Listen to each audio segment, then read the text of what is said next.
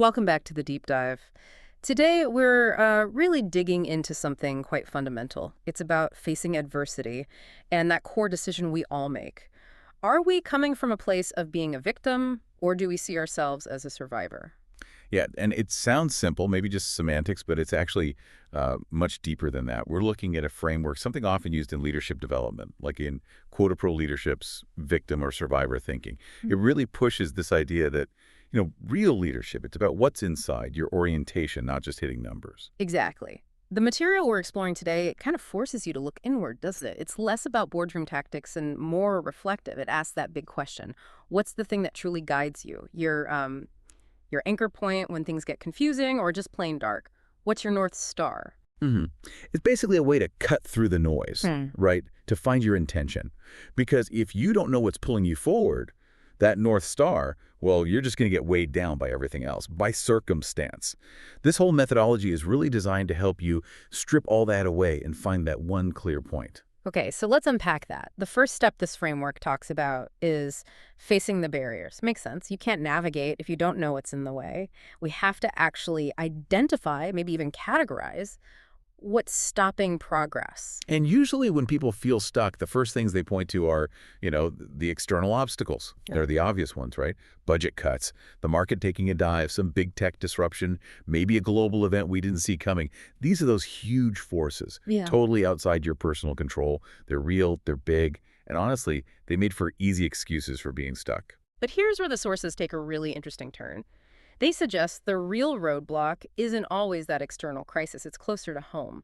The argument is that those big, visible problems, while tough, might actually be easier to deal with or at least adapt to because they're external. You can strategize around them. Yeah, the really sticky ones, the ones that are harder to shift, those are the internal barriers. This is all about our self-imposed limits. Think about those negative tapes we play in our heads. The fear of actually succeeding, or that nagging voice saying you're not good enough, you're not ready, or maybe believing that a past failure means you're doomed to repeat it. Right, and the moment you buy into that story, that I'm not capable idea, well, that internal barrier, it becomes like this wall you just carry around with you. You could have all the resources in the world, perfect market conditions, and that fear, that belief would still hold you back. It dictates your choices. And that leads us right back to that core choice, victim or survivor. The framework argues pretty strongly that the difference isn't usually about how big the challenge is. It's about your response, your posture towards it. A victim sees the obstacle, gets stopped by it, maybe even defined by it. They see the impossibility. Whereas the survivor, well, they look at that exact same wall, that same challenge, and they're immediately thinking differently. They're asking, okay, where's the weak spot? Is there a way around? Over? Under? What do I still have left to work with? They get that sticking it out means adapting, finding new paths, sometimes just, hanging on to get through the moment so they can push forward later. It's a conscious decision, isn't it? To keep going no matter how rough the road gets. Yeah. But, okay, if just persevering is the key, that begs the question, what directs that adaptation? You can't just adapt randomly. You need a purpose, a direction. And that's where the North Star really comes into play. Okay, so if self-doubt is like the anchor weighing us down, then this next part is about finding the lift. The North Star itself. The material seems to break down its practical job into like 3 main functions. Let's walk through those, how they actually work day to day. Well, the first one is super relevant today with just the sheer amount of information coming at us. It helps you filter the noise. Think about a typical day. Dashboard alerts, pinging, social media screaming, emails piling up, meetings. It's endless. Your North Star, that core, unchanging purpose, acts like the ultimate filter for all that signal versus noise. Okay, I can see that. So if my North Star is something like to build truly community-focused green spaces, then maybe I can instantly recognize that the long email thread about the new office coffee machine isn't the priority. But that article about innovative urban farming techniques, that jumps out. It helps sort urgency from distraction. Exactly. And the second function is closely related. It helps you make sense of chaos. When something unexpected happens, a black swan event, maybe a key regulation changes overnight, or a vital team member suddenly leaves, having that fixed point helps stabilize you. You don't just panic, you react more strategically. You ask, okay, how does this chaos affect my path toward my North Star, and what's the next logical move toward that purpose? That makes a lot of sense, especially for anyone in a leadership role needing to project some calm when everything feels like it's hitting the fan. But the third function feels maybe the most powerful, but also potentially the trickiest. It lets you define success on your own terms, away from just external validation. Ah, yes. This is where the framework really distinguishes, I think, the truly resilient from those just chasing the next goalpost. If your North Star is purely external, hitting a certain salary, getting that specific job title, meeting a quarterly target, then falling short on that external thing can feel like total crushing failure. Okay, hold on though. In a business context, defining success only on my own terms. That sounds a bit risky, doesn't it?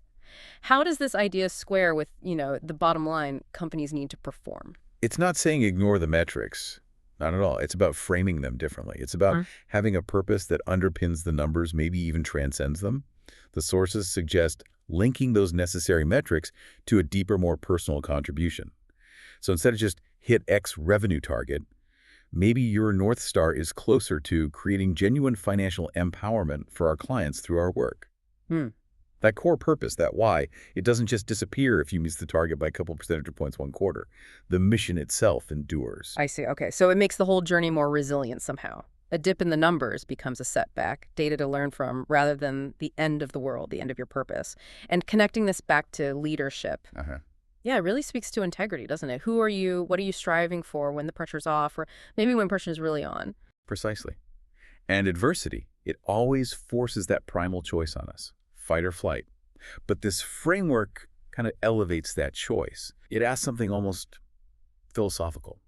Is failure or even death really the final word? How so? Well, think about it. If your whole focus is transactional, did I win this negotiation today? Then losing feels final. Game over for that interaction. But if your North Star is tied to something bigger, like legacy or the knowledge gained or just the quality of the effort you put in, then that immediate failure doesn't get the last say. The intention, the resilience shown, the lesson learned, that stuff outlasts the specific setback. Right. Even if a project fails, the vision behind it, the experience gained, that persists. That's a powerful idea. That meaning outlasts outcome sometimes. And to really drive home the power of this intentional choice, this internal posture, the source material uses an example from history, one that sets an almost unimaginable benchmark for resilience. It shifts focus from, say, business challenges to a situation where choosing survivor over victim was literally about life and death. Right. This is where the story of the Greenbaums comes in.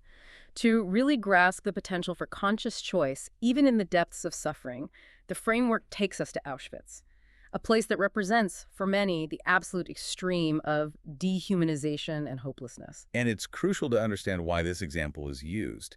It's not, obviously, to compare everyday struggles to the Holocaust. That would be grotesque. Instead, it's used to establish the ultimate capacity for human intentionality. If people could find and hold on to purpose, hope, even love there, then it really challenges our own excuses, doesn't it, for being completely derailed by, say, losing a client or having a bad quarter or wrestling with self-doubt. The details of Benjamin and Mia Greenbaum's story are just gut-wrenching, but also profoundly moving. Both were the youngest of 5 children in their families. Both lost everyone, parents, siblings in the camps. And when Auschwitz was liberated in 1945, they were only 10 years old. Just children.